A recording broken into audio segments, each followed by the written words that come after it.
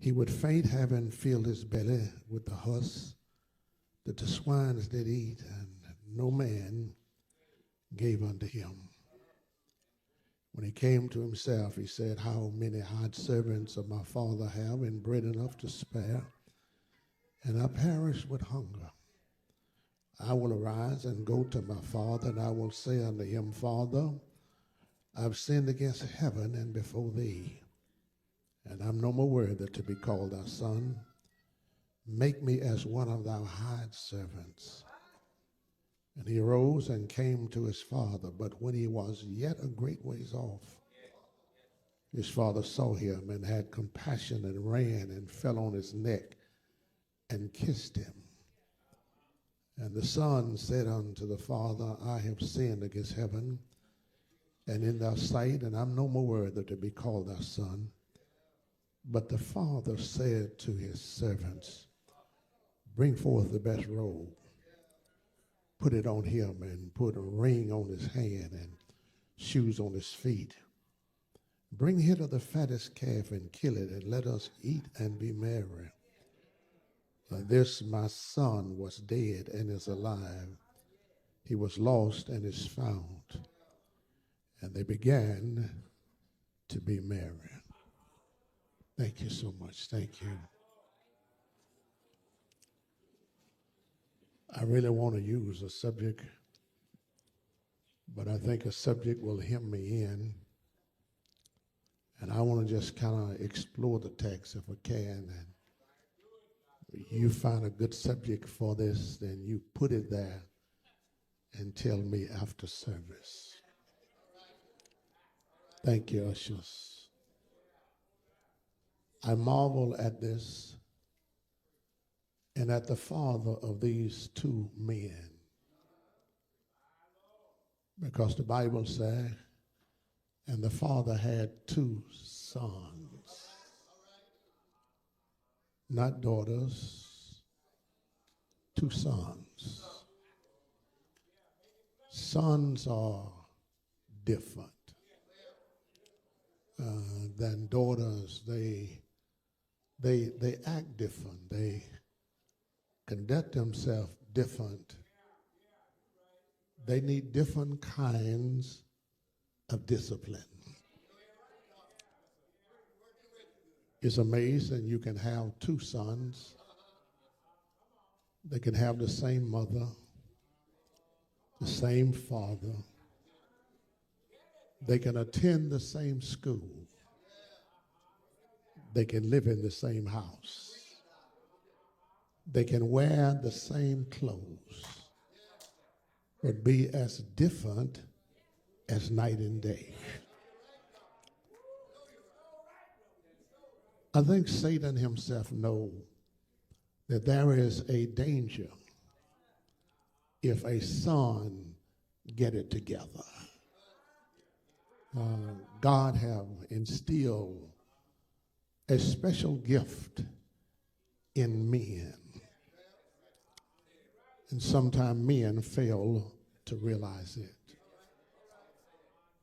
You don't have to be a rocket scientist to know it. Look at who's getting killed in the streets of Memphis. It's young men. Go to prison for a worship service and see who's incarcerated.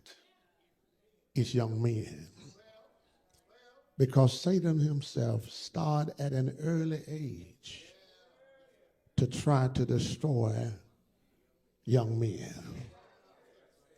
The Bible tells us how to conduct ourselves as adults, as humans. He said, train up a child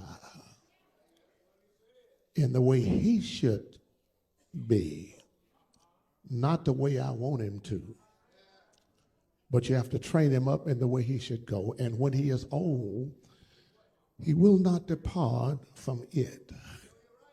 And we have to work on young boys at an early age. If you wait till they get 15, 16, 17, you're just about too late. You have to teach them while they are babies. Children look at parents at least 4 different ways. Number one, they idolizes their parents. They want to wear what they see daddy have on. They want to do what daddy do. They want to talk like daddy. They want to walk like daddy. They want to conduct themselves like daddy. They idolizes you. But then they move from idolizing you to humanizing you. When you finally tell them, sit down. When you finally tell them, we're not watching this tonight. They move from idolizing to humanizing. And then if you have to take them to the woodshed and do what a fellowship and what a joy divine, they start demonizing you. In other words, they get to the place where you ain't nothing but the devil. And then after they get through with the demonizing, they finally get to the place where they start utilizing you. In other words, they take advantage of you being their parents. And they think they're outsmarting you, but they don't know you've been where they're trying to go. And so we have to learn how, as a people, to deal with our people, our young people, as soon as possible. Matter of fact, it should not be the responsibility of the teacher at school to discipline our children. If we teach them right while they're at the house, they'll learn how to act when they're away from the house. I've seen people at church and the children cut up at church and they take them outside and whoop them at church. But if you whoop them at the house, you won't have to worry about doing none of that when you get to church. My mama had a way of just looking at us. In worship service, she would not interrupt the service. She wouldn't try to do nothing strange. She wouldn't take us out. She just looked at us. And that look says, you better go on and give your heart to God, because your behind is mine. You have to learn how to get our children where God would have them to be.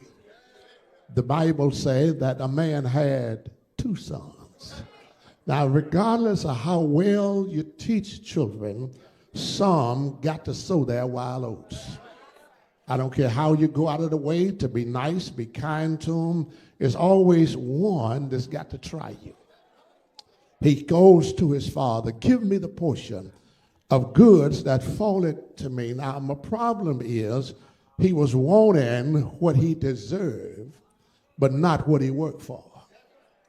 And you see, too many people, they look for what they think they deserve. They think because you got it, I'm supposed to get it. But it's always up to the parents to make the decision as to what you want your child to have. You see, the only thing parents is obligated to do to children is just feed them and keep a roof over their head. I mean, the daddy should buy you shoes, but he don't have to buy you no Michael Jordans. Come on, talk to me, somebody. He can buy you, put food on the table. He ain't got to give you no steak. So we have to learn as children how to be obedient to our parents and do what God say do, because you can shorten your life by disobeying your parents. You need a scripture for it. Ephesians chapter 6, verse 1, 2 says, children, obey your parents in the Lord, for this is right. Honor thy mother and thy father, which is the first commandment with promise, that it may be well with thee, and that thou mayest live long on the earth. In other words, when you disobey your parents, you shorten your days. It could be the reason some of our black children are dying at 18 and 20 is because we have disobeyed our parents. When you disobey them, you cut your life short. And many times as parents, we help the children out by allowing them to disobey us. And we get to the place where I don't want nobody to think I'm old. Don't say yes, ma'am, no, ma'am, yes, sir, no, sir. Say yeah, no. No. If the mind say yes, sir. I earned that yes, sir. I fed you. I put food on your table. Talk to me some. I send you to the best of school. I deserve a yes, sir. You need to say yes, sir, no, sir, yes, ma'am, no, ma'am, thank you, God bless you.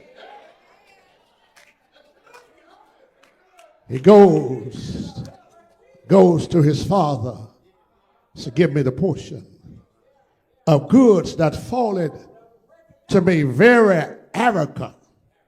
Ask his daddy for what he's think he's going to get when his daddy dies. Here's what he said. I don't want to keep hanging around the house till you die. Give me mine now. I don't want to wait that long. I know you got something for me. I want it now. Too many people want it now. And that's why young girls get pregnant at 14, 15, 16. Instead of waiting until they get married, they want it now. It's where boys get caught up in selling drugs, trying to make quick money because they want it now. Talk to me, somebody. That's why you get expelled from school, trying to steal grades at school because you want it now. But can I tell you, it pays to wait. Learn how to wait. You will appreciate it when it comes.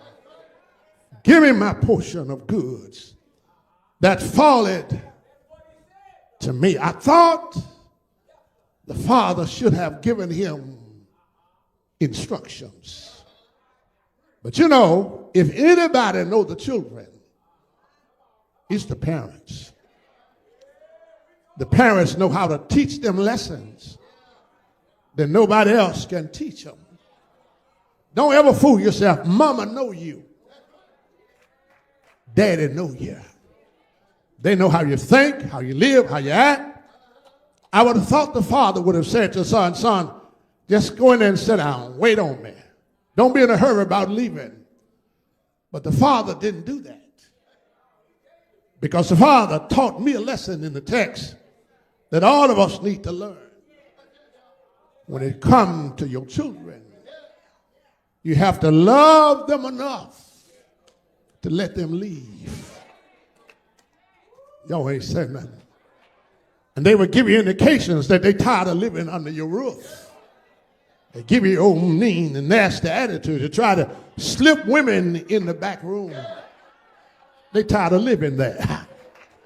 They take your car and use up all the gas and bring it and park it in the driveway and it's down below. They tired of living there. They put food on a table that they ain't gonna eat and just leave it laying there. They tired of living there. Talk to me, somebody. They turn on every light in the house. Y'all ain't saying nothing here. And they already gone somewhere, got the refrigerator door open. They tired of living there.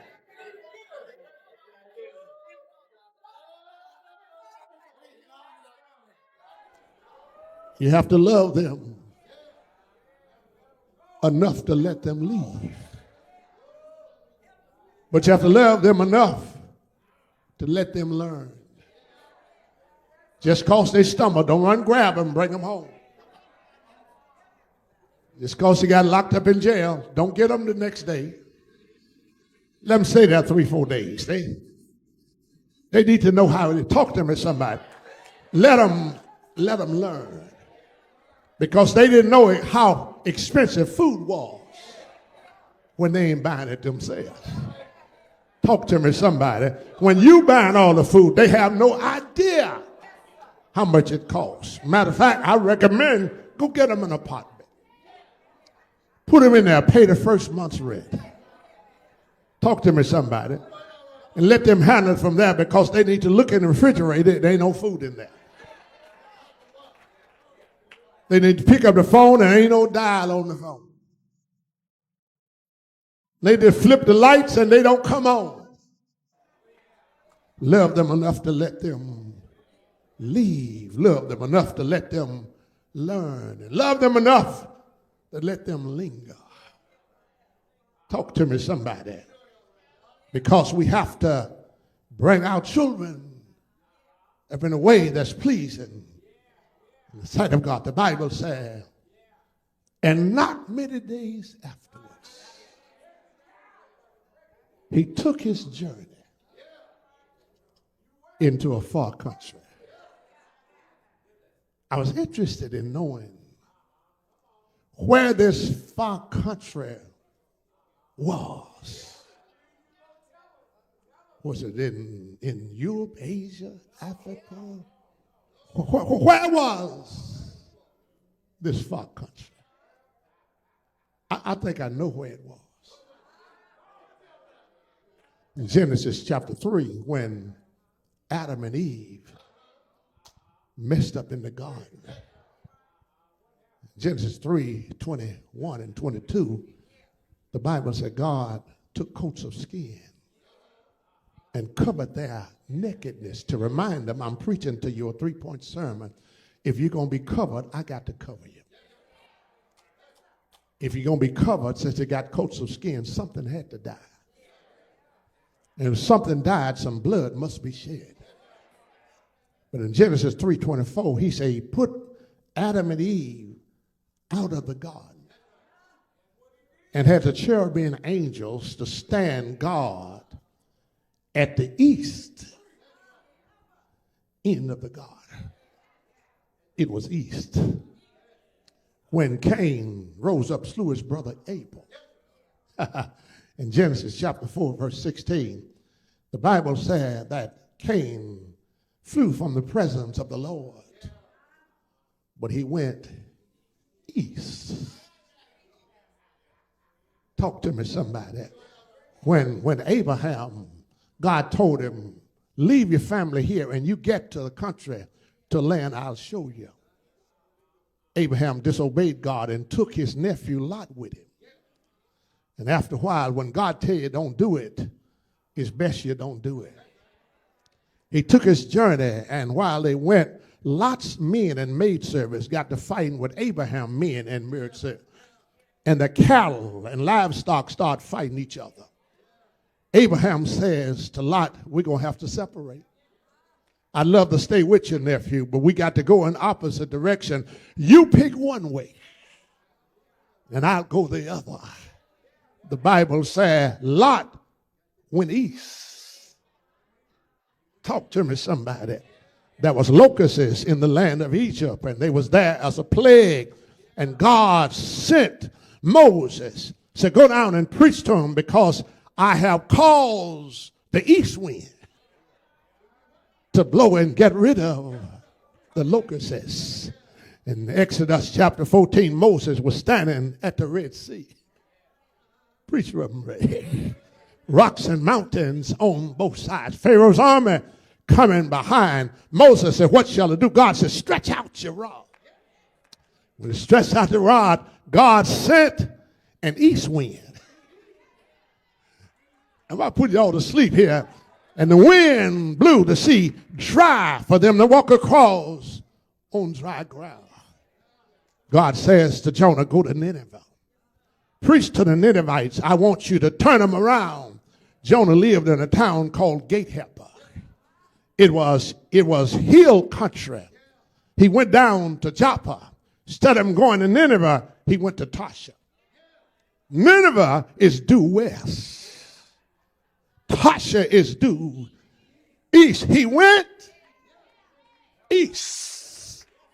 Talk to me, somebody. Psalms 103, verse 12. God does not judge man according to his sin, nor reward him according to his iniquity. He says, far as the east is from the west. Talk to me, somebody.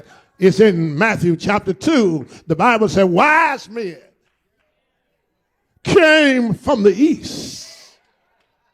Am I here by myself to find where Jesus? I think this young man, he went east. Be careful when you go east. But also discovered that you don't have to go far to go to the far country. Matter of fact, I'm talking to several people in here now.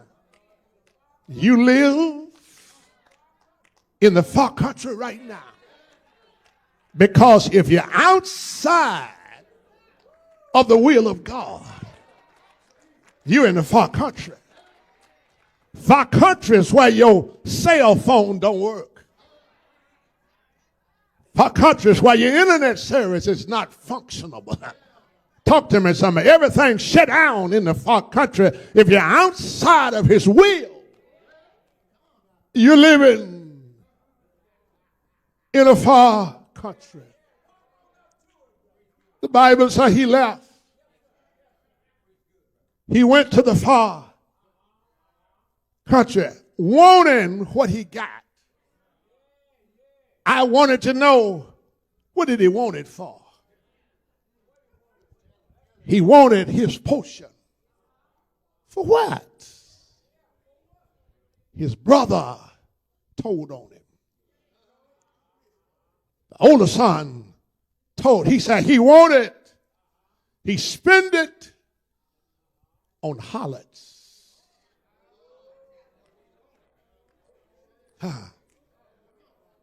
He spent his father's inheritance on harlots. And you know, having that kind of a good time ain't gonna last long.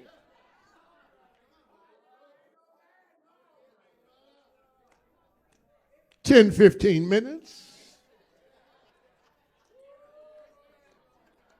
It's about over.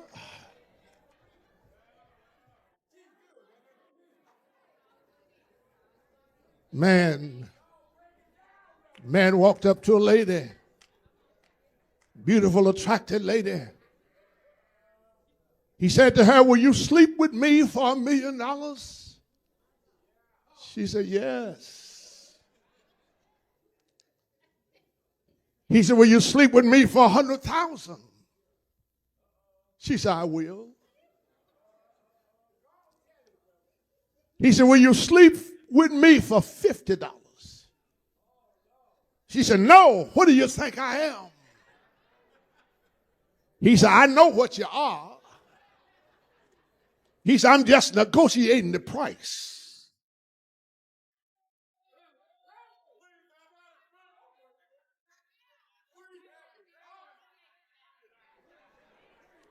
Somebody gonna help me through this situation.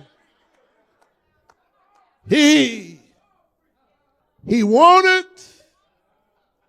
and spent his whole life on righteous living. Can I tell you, the world don't like you. 1 John chapter 2, verse 15, the Bible said, love not the world, nor the things that's in the world. The world will destroy you. Y'all ain't saying nothing. The world will make you old before you get old.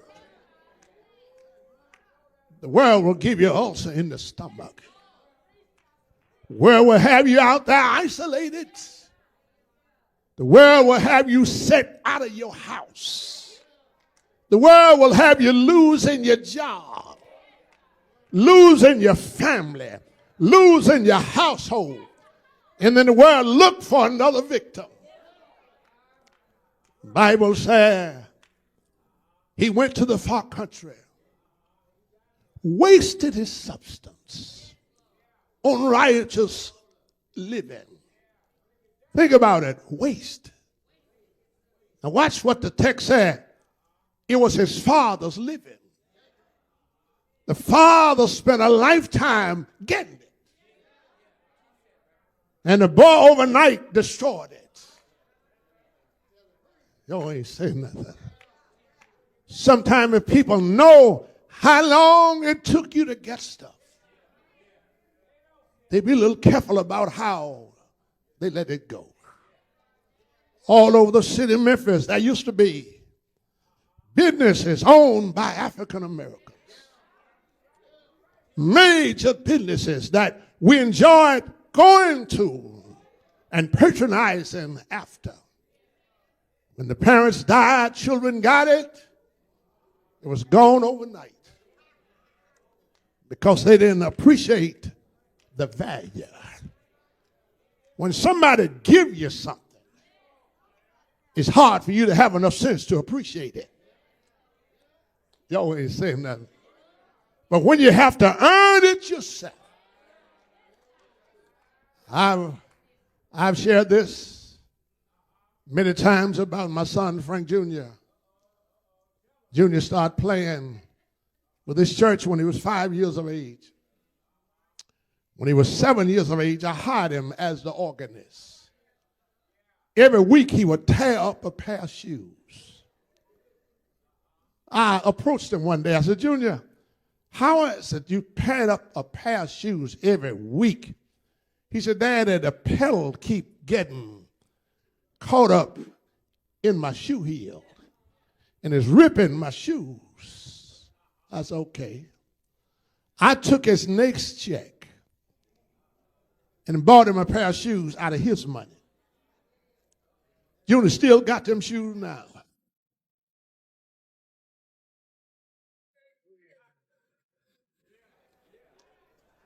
Because he had to pay for it.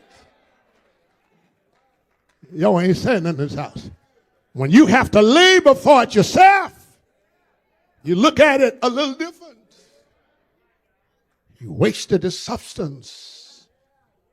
Watch this. Number one, he was out of order because he was the younger of the two.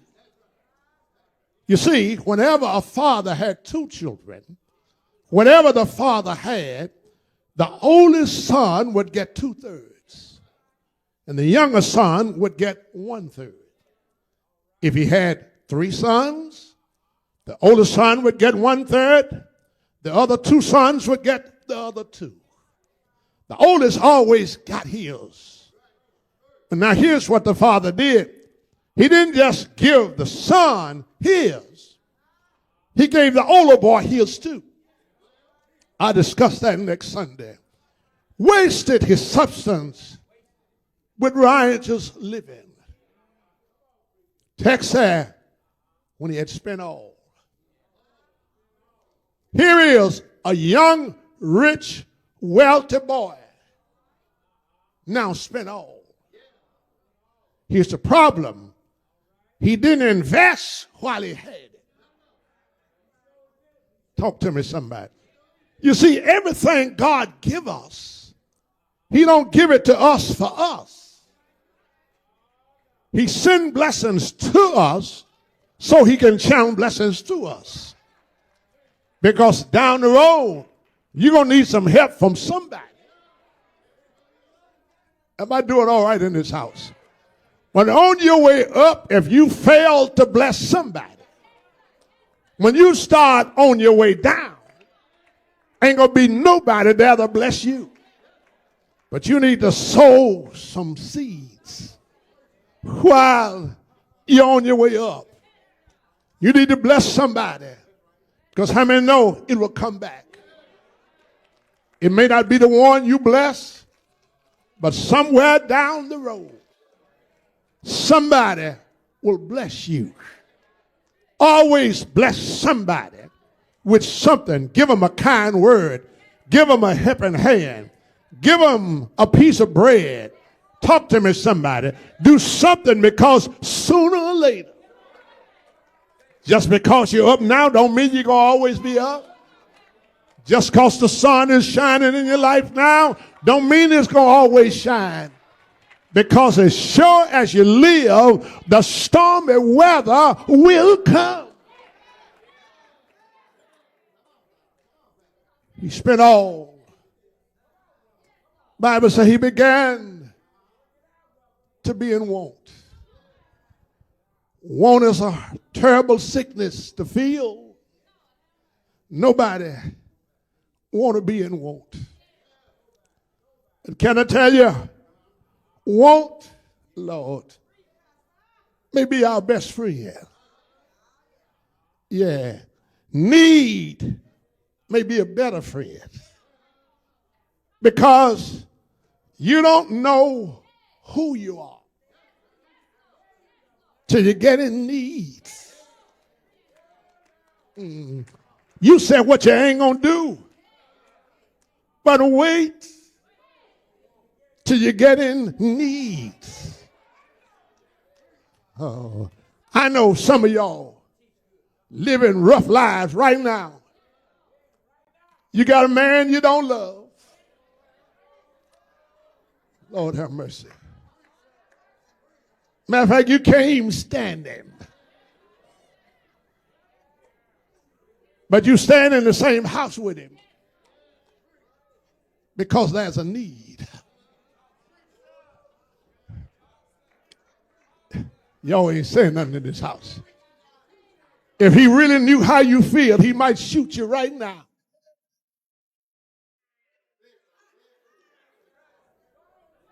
But one thing about needs, it will teach you some lessons about prayer.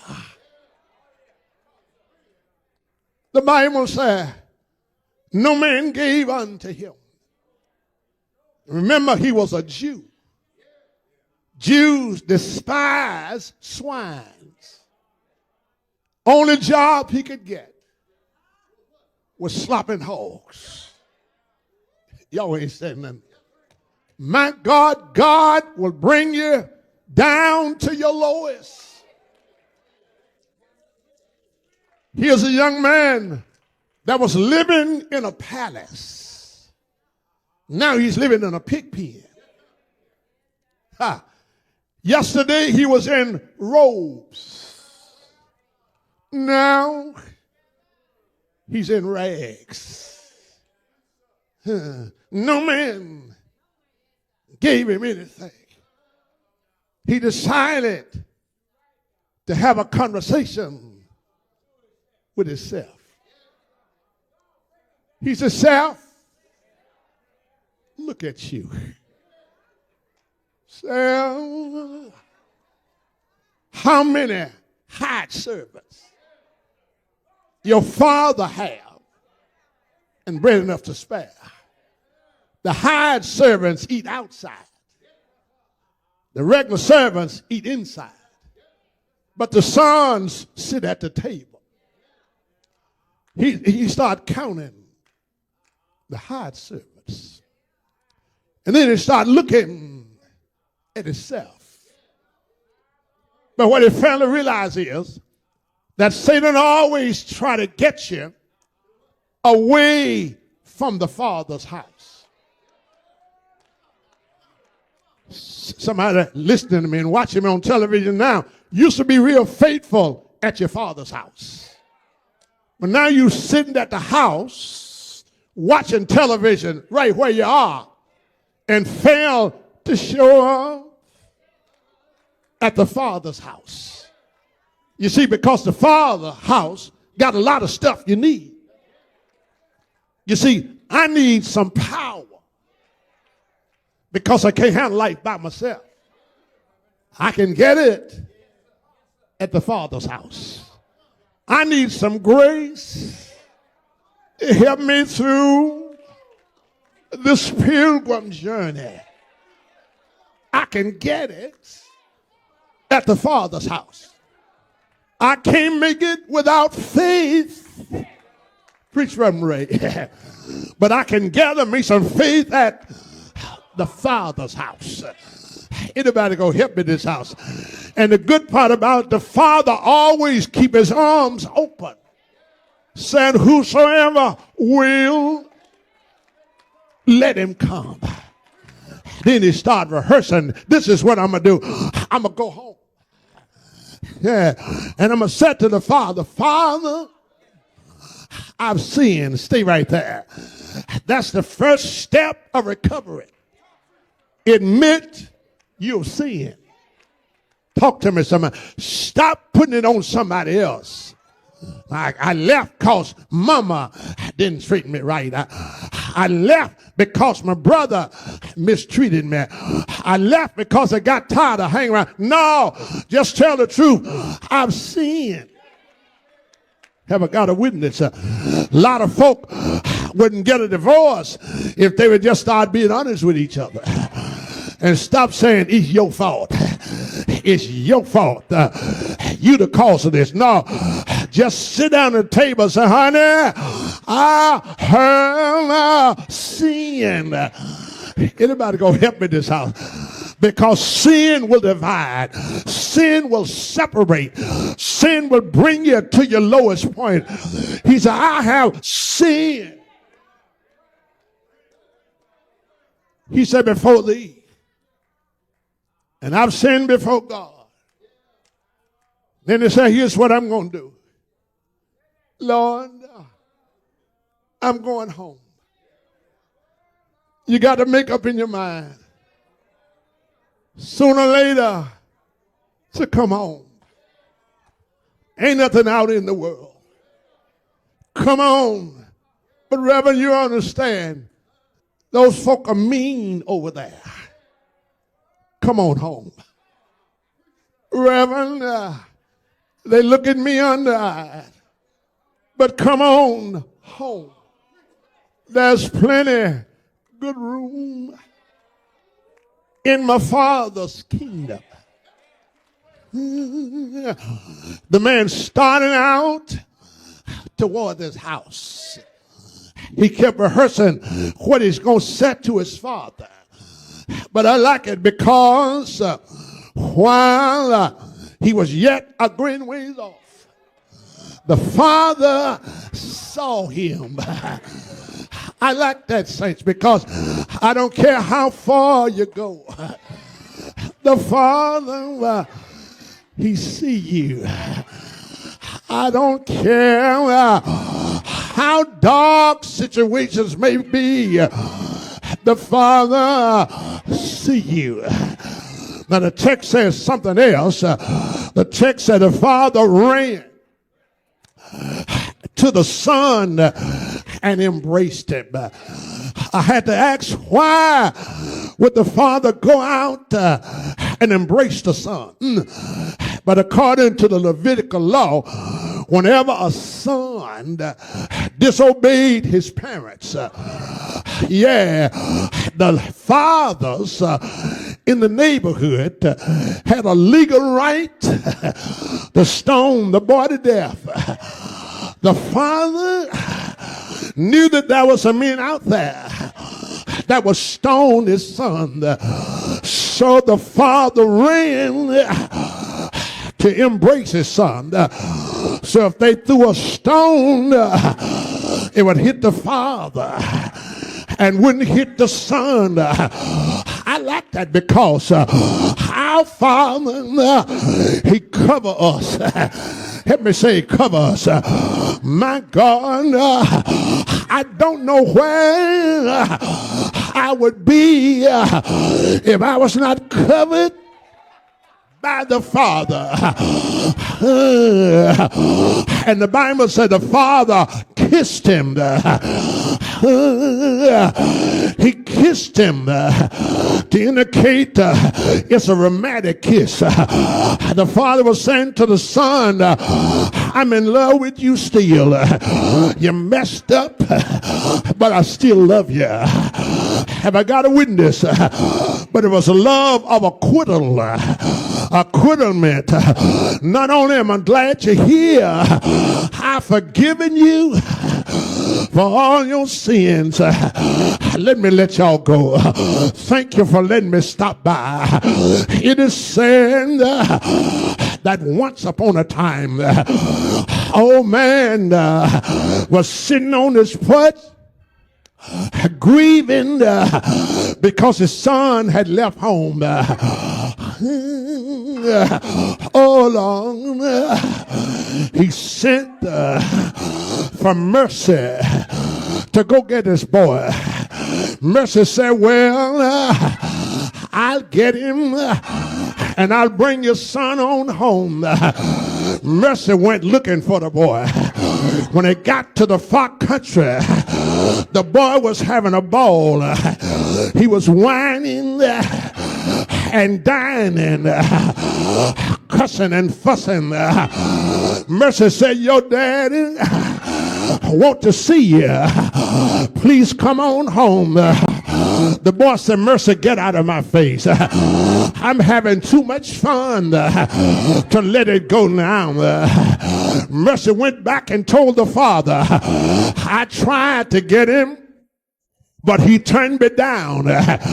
He said, but I got a good friend that's called Justice. When I can't do it, Justice can. He said, I know where Justice is. So went down and told Justice, that's a boy in the far country. His father is waiting on him. Justice went down and started rebuking the boy. So you ought to be ashamed of yourself. As good as your daddy been to you, and you out here wasting your life, get up and come on home. The boy said to Justice, I got a woman under my left arm. I got a woman under my right arm. I got a fifth of gin in my hand. I'm doing all right. I'm not going anywhere. Justice went back and said to the father, I tried, but the boy won't listen. Have I got a witness? So I'm sorry.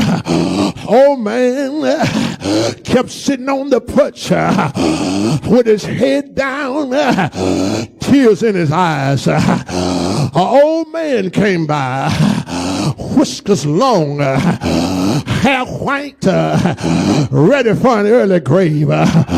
Old man walked up to the father and said, what's going on? He said, well, I got a son that's in a far country. He won't come home. I sent Mercy. Mercy couldn't get him. I sent Justice. Justice couldn't get him. I guess I'd have to give up on him. Oh man, so let me tell you what you do. Fix me an overnight kit. I'll go down. I'll bring your boy on home. He said, I ain't no need to go in. Mercy and Justice have both failed. Said, what is your name anyway? Oh man said, my name is Time. When they couldn't do it, I will.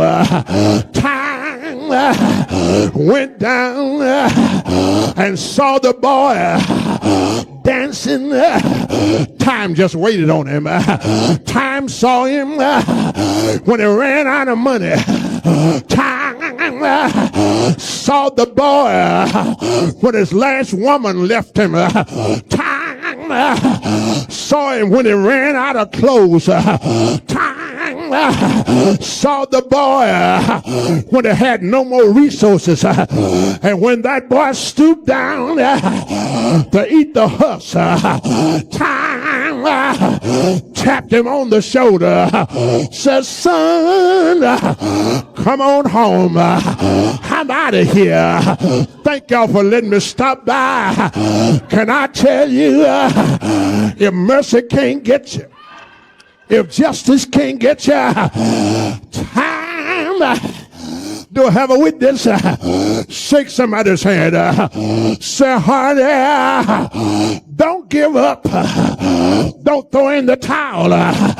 Don't quit yet, because you got one more that can come get you.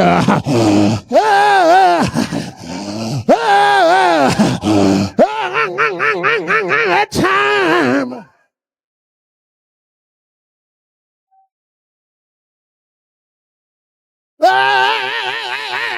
Time.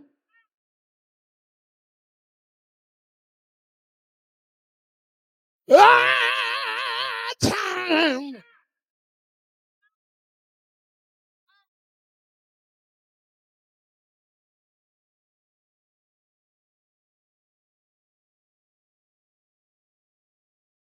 Won't he do it? Won't he do it? Won't he do it?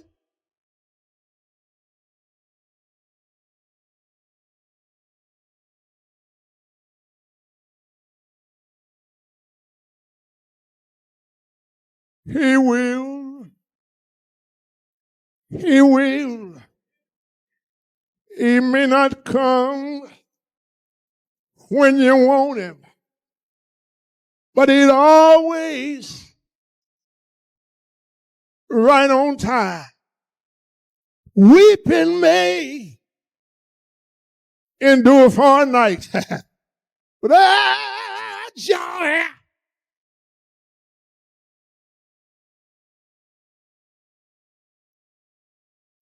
Hallelujah. Come on, open the doors for me.